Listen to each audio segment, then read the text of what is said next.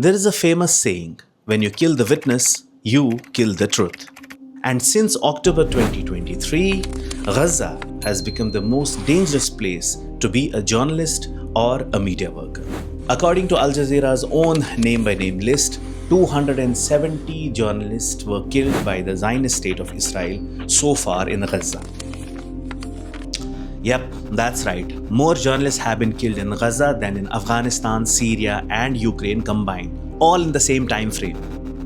But again, tell me about world's most moral army.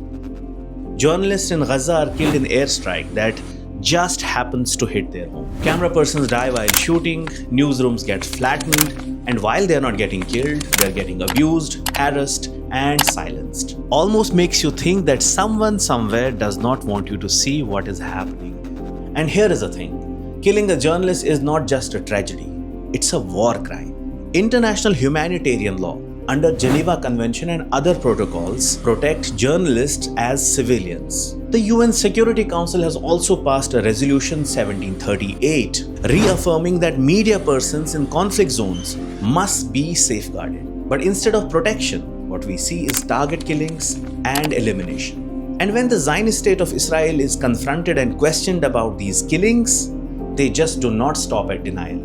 They go one step further, labeling slain journalists either as Hamas operatives or terrorist sympathizers. And all of these allegations without a shred of evidence. An old tactic to discredit and justify the unjustifiable.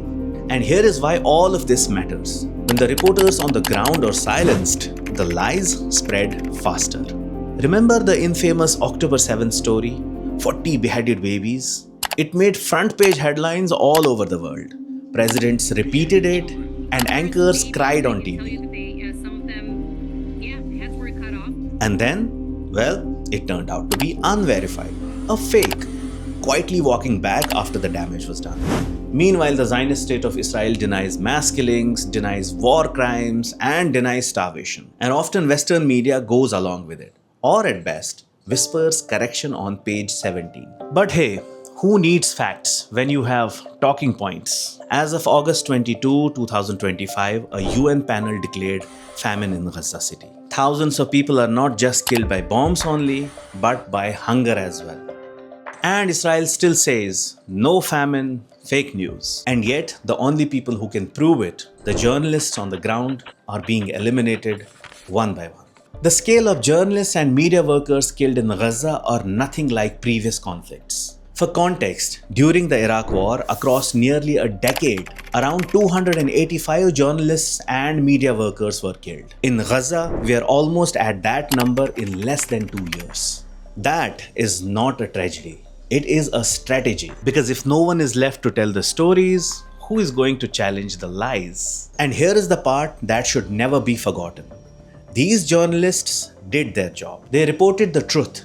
They filmed the massacres. They documented the starvation, they showed us the reality, until Israel killed them. And now the duty is ours, to honor them, to remember their names, and to stand for what they stood for. Truth, accountability, and the belief that no story should die with the storyteller.